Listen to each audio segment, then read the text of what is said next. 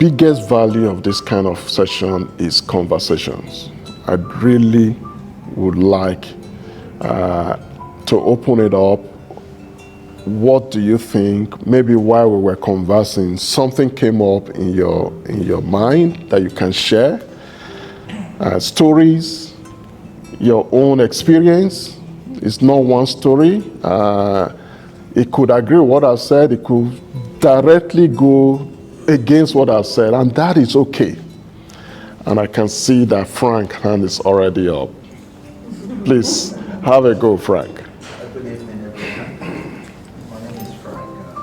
I came into Australia in 2006. Before I came to Australia, I was living in Europe for about 8 years.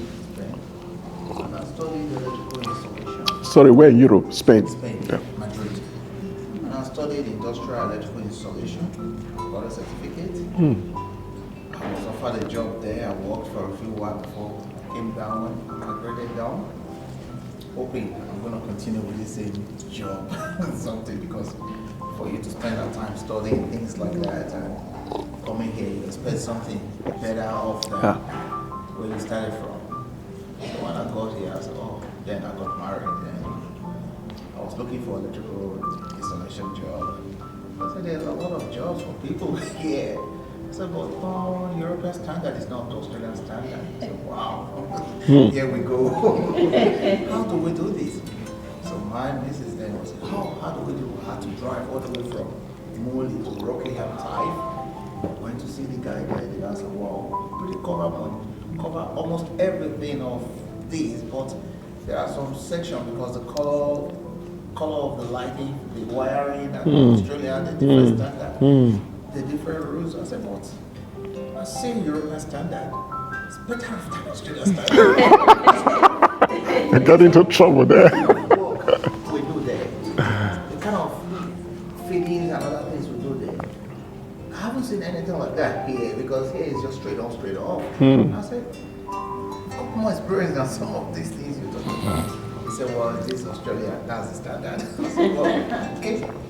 What do I do? I said, okay, now for you to use your certificate, you have to go and do apprenticeship for another 2 years. I look at my age. I look at where I'm coming from. I look at my missus. I look at Africa back at home.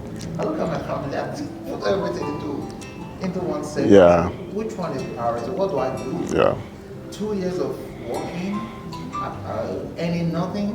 Which is not enough to pay the house rent. So I'm not going to survive. Well, I have to take a U-turn and just say, let the electrical work go. Yeah. I started doing a main job, and I was working with this agency.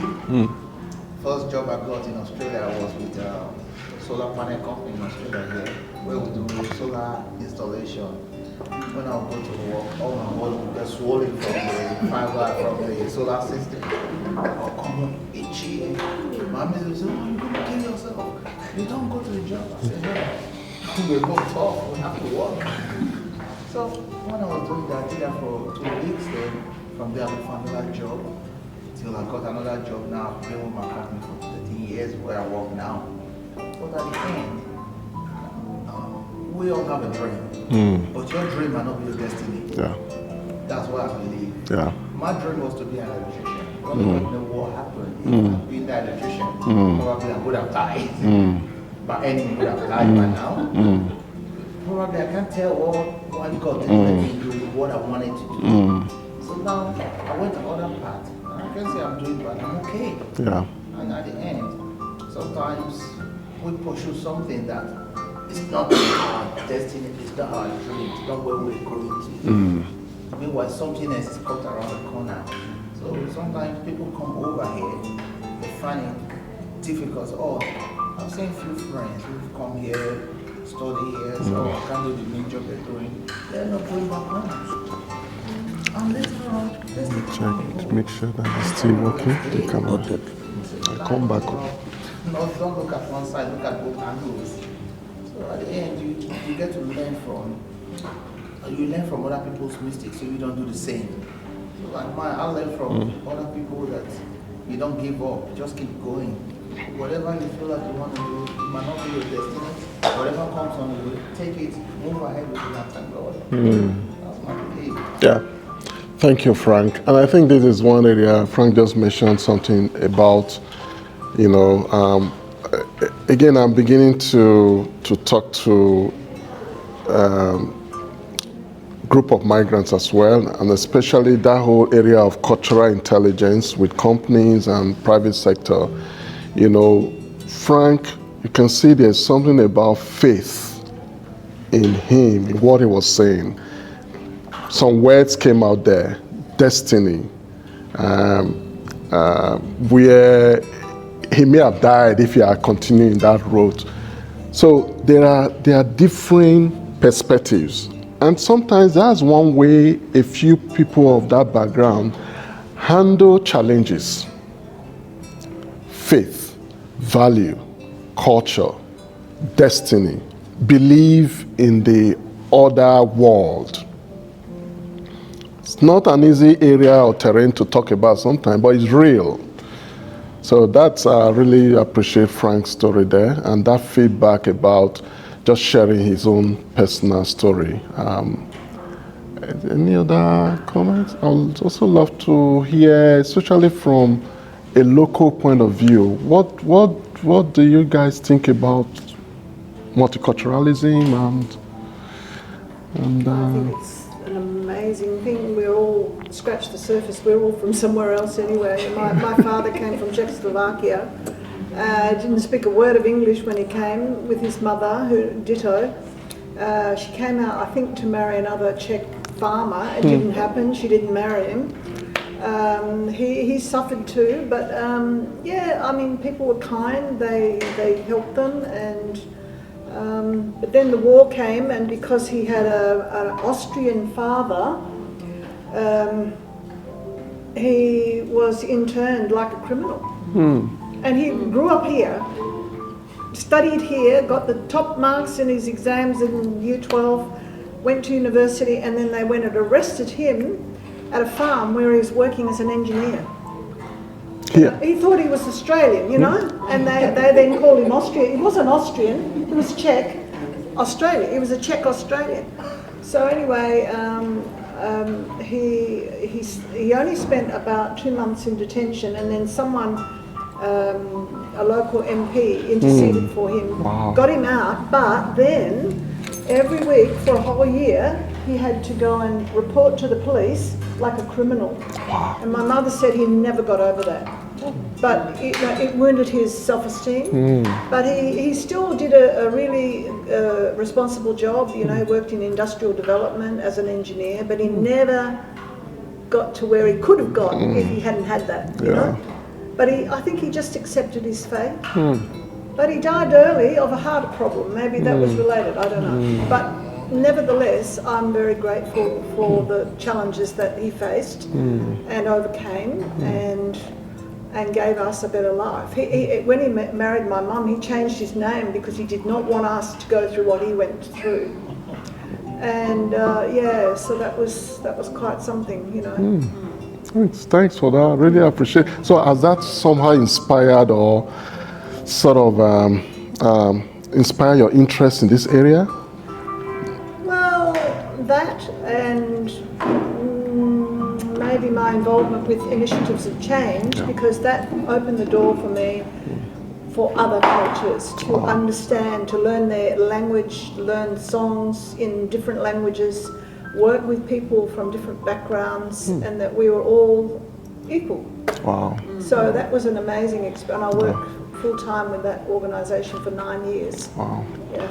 I'd love to know more about Initiative of Change. There seems to be something there. Thank you. So, have you spoken to Stan Grant or listened to any of his talks? so what about him? What do you think, Mary? He's good, but I mean, my husband's Maori from New Zealand, and I agree with you, the part about the kids don't want to know about that New Zealand culture. They're just taking whatever they want from the cultures they see around them. And that's what someone in Stan Grant's audience said. Why are we putting the Aboriginal kids in boxes and expecting them to be, you know, doing certain things. They're Australian, they should be taking whatever they want from whatever culture they like, and they should do whatever they like. Oh. I'm also a midwife, so one of the things I think is, you know, the kids growing up together is what's going to change things, isn't it? Yeah. And the men, I think, are getting a bit lost. They're not the head of the family, they're not making all the decisions. Yeah. So I think that's part of the power problem. They have to step back and let their kids have a say. That's Yeah.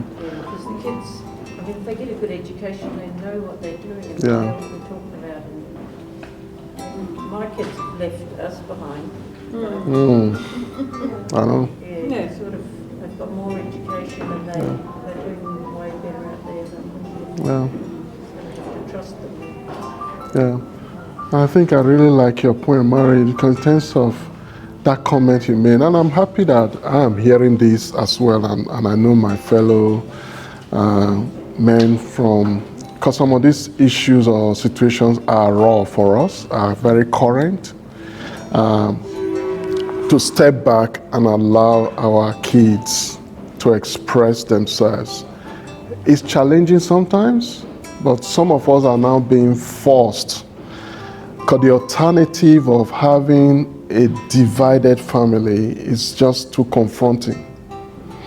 And unfortunately too, some men are beginning to bear the brunt of ill health as a result of all this. So I think it pays us on many fronts to step back. It's difficult as well, because when you feel you have to get in there and change the child and make the child conform, it's a lot of work. And many times you suffer, the child suffers. We're having a lot of mental health challenges already now. So I really like the point you made about the need for us to step back and allow our children to evolve. They can never be like us.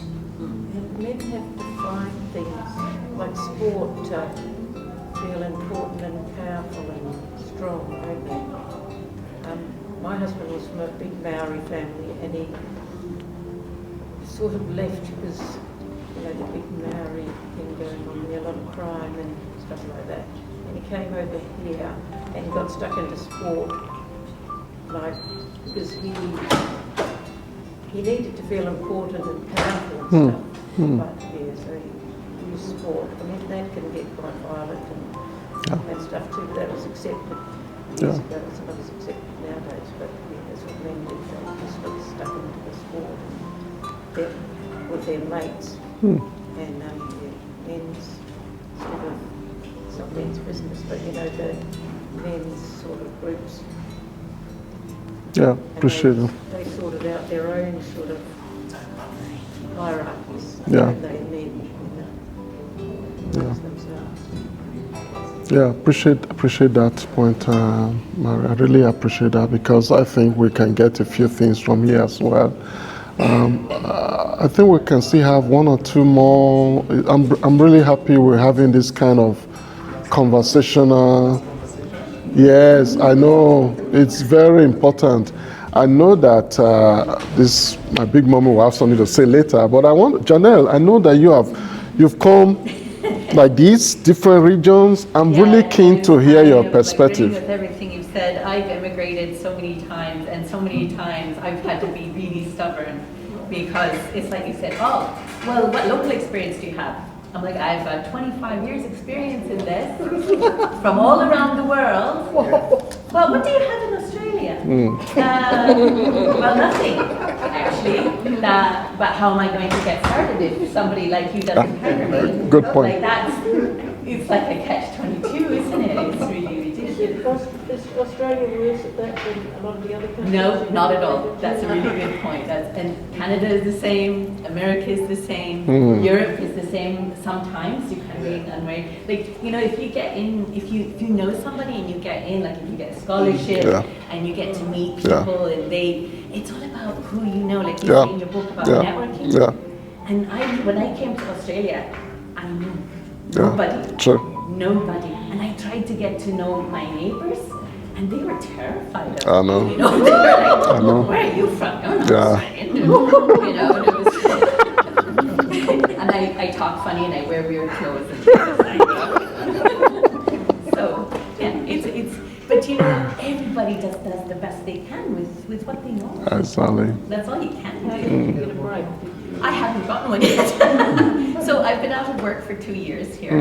So I have to keep going back to my last place of residence, which is in Cairo in Egypt, to continue working. Otherwise I'd be really broke. So every 6 months, if the government allows me, I have to apply for an exit visa to go. But then I can't stay too long away because then I put my immigration here into jeopardy. Yeah. But I can't work here because I can't find anyone to hire Wow. me. So I have to keep leaving. And I'm going to be. Wow. Professional qualifications? Yeah, I have a master's degree. I'm a lecturer in the German university in Cairo. I was also a lecturer in Canada. I was also a lecturer in Ireland. Yeah. Sorry? Can't universities help you out there? No, because here they don't want a person with a master's. They want somebody with a PhD. Yeah. You Yeah. want to what? Very Are you competitive. qualified to be a lecturer? You've got to be But they said they prefer Yeah. PhDs. Very competitive now. Yeah, well, and to be fair, it's also because PhDs can supervise thesis, dissertations, I can't. So, yeah, they just want to, whatever. Yeah. But I also do consulting work and in private industry and training. And when I approach companies, they're, this is great, you do fantastic work. What have you done in Australia? Well, that's why I would like to work for you. Okay. Well, when you've worked for another Australian company, you come back to talk. First break. I know. But that I was born in Canada, but I spent most of my life in Ireland growing up, and then I lived 10 years in Japan. Then I went back to Canada. I have a Canadian passport, and I had a Canadian education, and I still couldn't get a job because they said, "What have you done again?" So it doesn't matter. Like when like a lot of my friends say, "Oh, it's because English is not my first language, or this is my culture, or I'm different." And no, it doesn't make any difference. What sort of job are you looking for? Really, anything. I'm ready to be a security guard at this point. Insane! You've been enrolled in a course at university. I have, yeah. I've done the TAFE training and TAE, yeah. But, Yeah, I think Janet's story. Yeah, I'll come to you, Jan. I know you answer it. I'm so surprised Yeah. because one of the major challenges you have coming in here is it affects your esteem. Absolutely. Okay, because I'm from Africa. I'm hearing this. I know. It's because I'm too old, or I'm too young, I know. or I'm too African, or I'm too Asian, or I'm Used to that. too foreign. It's basically too this or too that. There's always something. But you have to appreciate, I think, that people who migrate to other, we're not like the average person from wherever we come from. We tend to be a little bit more stubborn, I think a little bit more adventurous, a little bit more outgoing, because you have to be. Otherwise, I don't think we would survive. Yeah. or even make it the And first long step of the way. Yeah, resilience. Stubborn. Yeah, stubborn. Yeah. One of my friends stories like that. Well, they say that on paper, but when you actually meet them, Yeah. they get very scared. Yeah. One of my friends was a Vietnamese refugee, and he was an electrician. Yeah. And he came here, of course he couldn't work as an electrician, so he got a job washing dishes in a French restaurant. Yeah. And he was like the father figure for his younger sisters. And I used to help them with their schoolwork when they first arrived. They had no mum here or anything like that. And he was so self-sacrificing for his sisters. Yeah. And I used to be so sad for him, you know, and they treated him terribly, you know, they really treated him like dirt, you know, horrible, horrible. But he just put up with it and put up with it because he said, soon they will get qualified. His sister, his little sister, became a pharmacist. So, yeah, highly intelligent, but he sacrificed himself for his sisters. Yeah. And then it did have a big toll on his health. Yeah, that's the point I'm making. He developed this terrible psoriasis all over his body, and then he couldn't work. You know, I just felt so sorry because he gave up his life for them. Yeah. Some of these electrical apprenticeships, like if they said you needed to do another 2 years, they can take you on, and then once they realise how good you are, they sort of cut that apprenticeship and No, they can't. You have to do the 2 years. No, I think what they do is if you complete some unit, if those units you if you did have is the RPL. applicable here, then they will scrap the unit, which is what I did. So I just got my refrigeration license a couple of months ago. So that's how they do it. Whatever document you have, just give it to them. Then you have to go through TAFE or whatever. Yeah, you should do Also, RPL. Yeah. Then they will compare everything and tell you, okay, no, now you can't do this. Okay, we'll have to do, but you'll still have to pay the money anyway. Same. You pay the money, that's right. Yeah, it might be But faster, they but reduce, instead still of maybe expensive. 6 months or 1 year, then they bring it down to the. Which is really expensive So when you which is don't have good a work, anyway, when you so- don't have a job. Then at the end, when you get your license, you can do whatever you want. Yeah, and I think, Kelly, you just said something now. So as a migrant trade person here, how are you finding it? Well, the truth is, it's good. Do All you- depends on the environment you're working in. It doesn't matter who run the show. So are you a private trader that goes to people's house, or you are working for someone? I do everything. With my license, I can set up my business if I want. So, which is a good thing for me. Yeah. But I can also work for people if I want to. So, and like I said, where I work, we do all sort of stuff, and but at the beginning, there are things that when you meet people, they know you know it, but just because, like you said, you don't have that Australian experience, which I really find a bit strange, because I used to work with Sydney air condition in those days when I was in Sydney, and I just walk into the building, because when I arrived in Sydney, I said to myself, if I don't go out, nobody will find you. If you go to the agency, you register and all the rest. And as soon as you give them your papers, they just say it is a foreign document. They won't say no to you, they will accept it, take all the copies and everything. But they will want to focus on those licenses that came out of Australia before they get to you. So by the time they get to you, you are just at the list of their course. So I just walked into the building one day. Luckily for me, the CEO was there. And he saw me because I wasn't wearing the high vest. And it's like, how can we help you? I just said, look, I'm looking for a job. They said, oh, you go to the office to look for a job, not on the side. Then I said, well, I saw the job happening here. That's why I came here. And it's like, what can you do anyway? Then I said, oh, this is what I can do. Back home, I'm a food electrician. I do this, I do that. But I saw the installation of this air conditioner. I know. Then he said to me, the first question he asked me is, do you know what split unit is? As if we don't have it back home. And I said, yeah. And I said, okay, call one of his supervisors. And the supervisor he called is an apprentice. So, and he got the guy, Moses, take him to the 3rd floor and let him do whatever. Then as soon as we went there, he followed us. And it's like, do you know what this is? I said, yes. Then I said, what is it? I said, this is the indoor, this is the outdoor. Then he said, oh, where are you supposed to put this? Then I said, everything depends on your drawing. Where is the drawing to start with? And it's like, oh, okay, I want you to install this, and I will be back. So it was a challenge anyway. But being what you know, it doesn't really matter. And I just do the whole thing. When I was putting the indoor unit because it was a bit heavy. I said to the guy, I said, hey, Moses, give me a hand. The guy started laughing. Back home, we don't use anything, you do it on your own.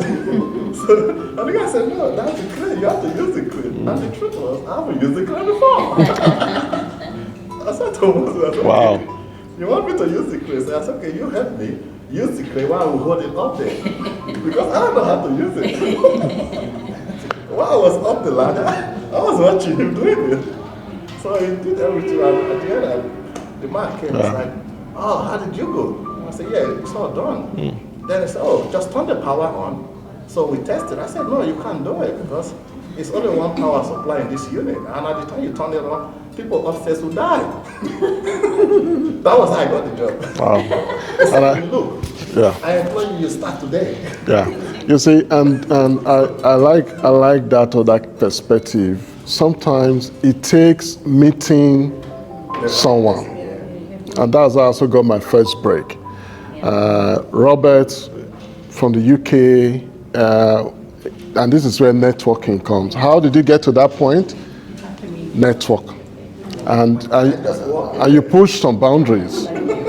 So it's really nice to hear that person. And I like the way Jay reacted to Janet's comment, because sometimes we think it's about black and white issue. But we can see now. Sometimes it is. Yeah, and there's also some things like that. But it's good to hear that. 40% of it.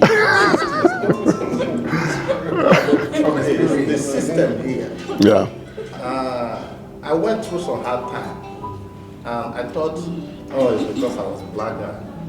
Then I tried to study more with Griffiths Uni and all the rest. My intention was to know more about their laws. So I know if these people, were they treating me fairly, or it's just because I was a black. That was the reason I go in there.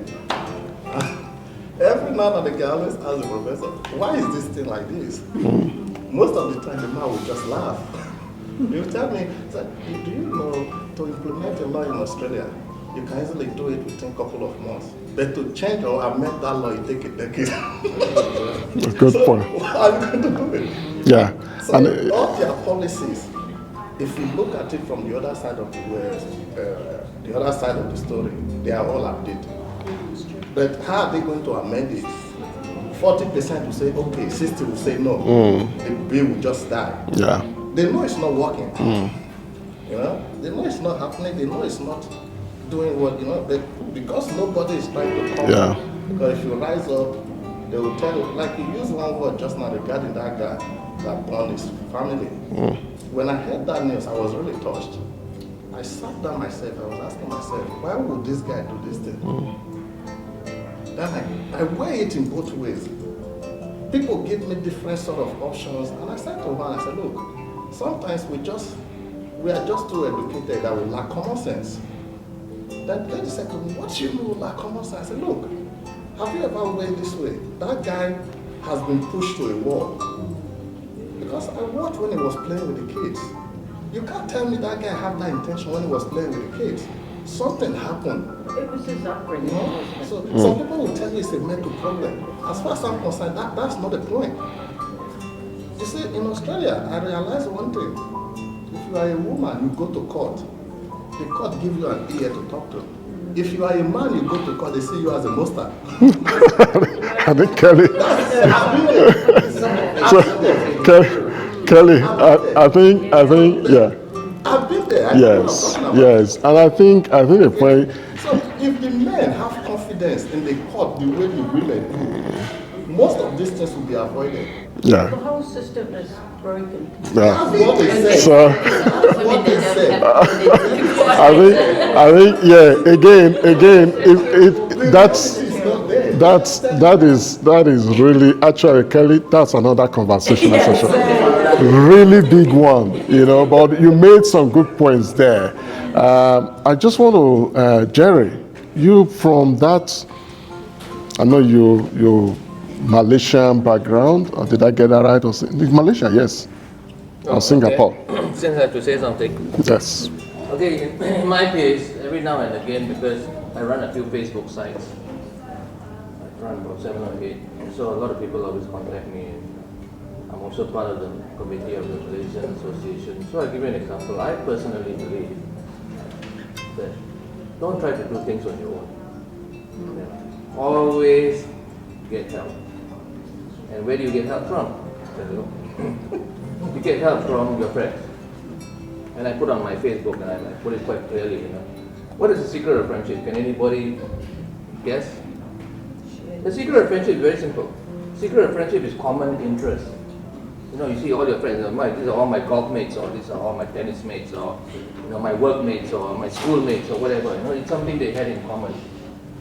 So you look for your interests first. Go and join a club, or like you say, people ask me, my friend, he said, does he play badminton? He said, this guy contacted me. I get him to play each badminton club. I know about 8 of them. Each of them is about 25 of them.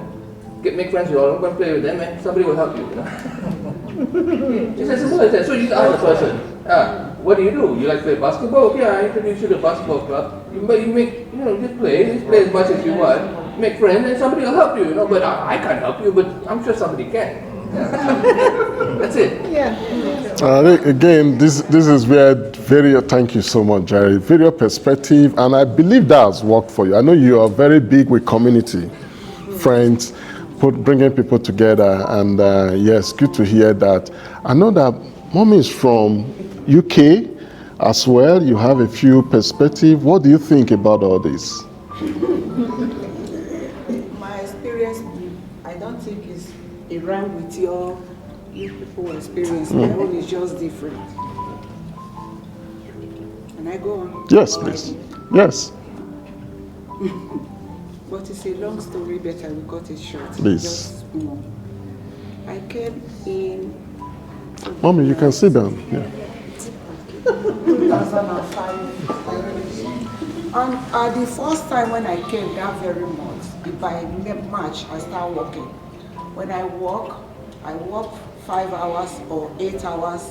Instead of them to give me the right money, they will now give me like 20-something pounds. Instead of, it was 5 pounds then. I will work for 8 hours, they will give me 20-something. Sometimes they give me 17 pounds. Yeah. Then my brother now introduced me to one man in his own office. That one was the worst. It was Yoruba man. It was taking my money and still take NI. After taking the money, I said, okay, let me just go. I go to Birmingham and stay again. Thank God today. Even that time I was in Ireland, my son was sending money every month. I don't have a bank account. I can't have bank account. That woman will collect the money every £100 every month. You collect the money. What will I do? Yeah. I have nothing to do. Yeah. And this is exactly, you can see that different stories, different status associated with different challenges. And like what she's just talking about, the aspect of wage theft is becoming a big issue in Australia. When they know that you have wage theft. Oh, yeah. Wage theft. Yes. Oh, that happened with the Aboriginal people. Big time. It's become a big issue now. So that the big companies, everyone is now, because they know that the tide is coming, Woolworths, Coles, all of them are beginning to say, oh, we did just self-reporting. Wage theft, when they know you are vulnerable, they will always expose you. They will try to, and that's why that's for the organization I'm involved in. We're now coming to that advocacy realm where we are trying to inform people about the local rights, employment responsibilities, equip people to ask the question. Comes back to our children that will tell us why. There's no problem why, but originally we have a problem of being assertive. And that is, being asking challenging things. And they are taking advantage of that. That's why the mommy story just shows, if you are vulnerable, unfortunately, people will take advantage of you. I know I've not heard from Barbara and Fred. Just any quick thing. Let me start with you first, Fred. Any quick comment? So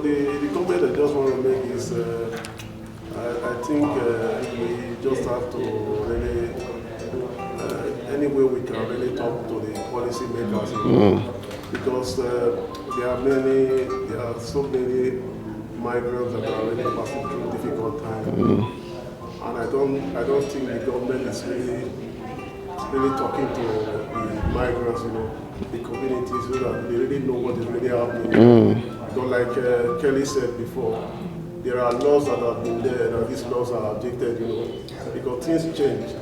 And they've not been able to look at those laws and really, you know, fix it, you know, to meet the new position of things, you know. Like myself now, you know, I'm passing through a very difficult times, you know, just because I studied here. I did my nursing here, everything. I passed my exam. I did everything in English. I'm from Nigeria. We are English-speaking country. You know, from infancy, we have been speaking English. Now they're telling me that I have to do an English test. It's okay, they tell the Irish the same thing. Yeah, you know, they have to do an English test. You know. And the English test, sorry, because you're here, is different from English test. I've done both in the UK countries. is completely Yeah, different. to Yeah. English test here. English test system here is a money-making. It's crazy. Yeah. You know, Yeah. the government tend to break new law. Oh, you touch your phone, you're driving $1,000 while passing the bill of bills. ASAP, no waste of time. They don't fix the old ones, put it up to date, make it better, suit the amount of people in town. Yeah. But they tend to create the money revenue one, the one that gives Quickly. them money for them, which is wrong. Yeah. And I think, and I'm aware of that Fred's situation. Doctors here, there are doctors, when you go, there are doctors here, qualified doctors from America, they have a medical background in America, they come here, they say they should sit for English test, you know. Yeah. And these are people that want to contribute to the society, and they're just frustrated, you know, they're frustrated. Meanwhile, you go to school with the local is not as good as you are when you were in class, you know, just because it's a local. They said he doesn't have to do this test, and to us that are in that position, it pains us so much that you know, you feel it, you know, it destroy your confidence, you know, and that you know your standard of what would I say, your self-esteem, you know, and you know, and that is not really what Australia is for, you know. We came to Australia, we feel that this is a fairer society than the one we have at home, you know? And we expect that, you know, but at the end of the day, it's not what you are. You know, the government doesn't seem to understand it, you know. You speak to the nursing board, the people there, they don't even listen to you. The way they talk to you is just like as if they are talking to, because they are in a very higher authority, so they can deal with you the way they want to. So place of authority. So you know, nobody is listening, and it continues, you know. Yeah. And I think everybody can just feel the frustration. And that's why it's so good to, I know it's not enough to just converse and talk about it here. I really, and it's good that Fred, you're very vocal about this. Because we need to keep adding voice to that kind of advocacy for change. And that's why I'm really interested in your initiative for change, because I know that may be at an international level, but I'm sure some of the things you're hearing, Barbara, just to give you the last word, what do you think about everything? Oh, thank you. I'm from Brisbane, so we have similar challenges. The fundamental thing for Australia is the relationship with First Nations, the Indigenous people, because I think it's fundamental for ourselves. It's not just for them.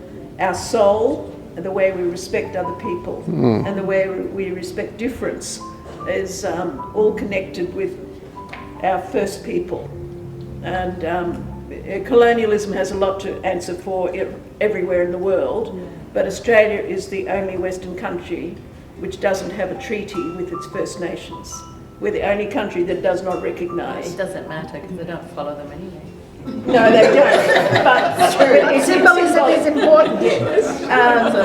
we haven't changed the constitution yet either. So there's fundamental issues for us to grapple with that is not just about, that's about us and why we're here. So I work with a group of, we do things like a program called Australian Sharing a New Story. And it's about creating a new narrative for Australia. So we have people and we need to see our cultural diversity as a strength, not a disadvantage, but a strength. And migration has always strengthened us, actually. And so there's another way we need to see it. And I work with a young Rwandan in Brisbane, and he was born in the year of the genocide in Rwanda.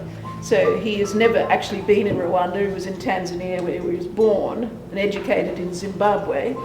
And then he came to Australia and became a prefect in his school. He's highly motivated to actually do something with his life.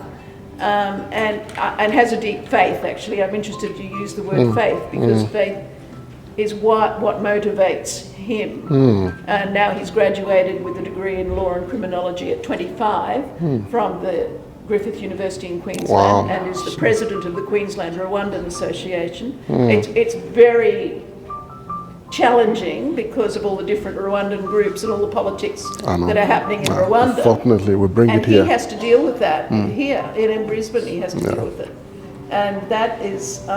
But he wants to make a difference, and he's doing that because he's made a decision in his own life that he will make a difference, and he is doing that. And he's working in Cherbourg, which is where a lot of First Nations people are, and he does case management because he's got a law degree, got a job in case management. So he's, he has a positive attitude, he just goes for it. Very dynamic. And he cares about people of all the different cultures. I think what's important is creating, like you're doing here, you're creating a space where the stories can be heard, and that's what we need to do, create a safe space where people can share really deeply and honestly and feel safe enough to do that.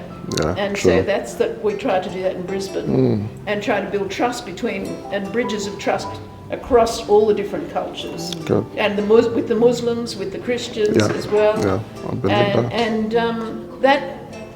There's a lot of work to be done. Definitely. Amen. But if people hear each other, we hear how common our experience is to each other. Our cultures may be different, but our humanity is the same. So that is the thing that we need to really grapple with, and just that's the thing. But the respect for the First Nations is very important. It's an important thing for me, and for many Australians do feel like that. They do feel that it needs to be resolved. That's good. And it is part of how we respect the country, respect the environment, respect everything, and other people. And learn from each other. And learn from each other. Yeah. Thank you so much, Barbara. I really.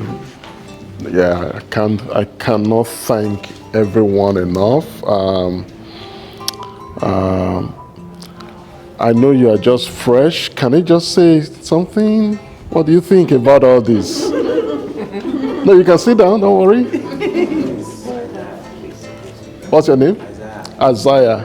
Isaiah, what do you think about all this? It's good? It's good? Yeah. Are you feeling confident about the country? Yes. Although I just came. Yeah. School? No, I'm entering university. Cutting. Wow. What are you going to do at university? Yeah, to study accounting. The enrollment will be in April. In April. Oh, good. Yeah. Well done. Well done, Isaiah. Yeah, good to hear everyone. Please, I as part of the list, I will, if you don't mind, like to keep you in the loop of similar events like this on the mailing list. I would also like to hear what I'm going to check out the Initiative for Change. I'm really interested. Obviously, we're going to try and connect with a few other people here. I'd really thank you again, and I would like to keep in touch. Thank you very much. I'm not rushing away. Now, like I said, it's not about a book, but the books are available. There are 3 of them now. If you want copies, I know many people here already have copies, but in case you're interested, it's available, and I would love to keep in touch. Thank you once again for being here. Thank you.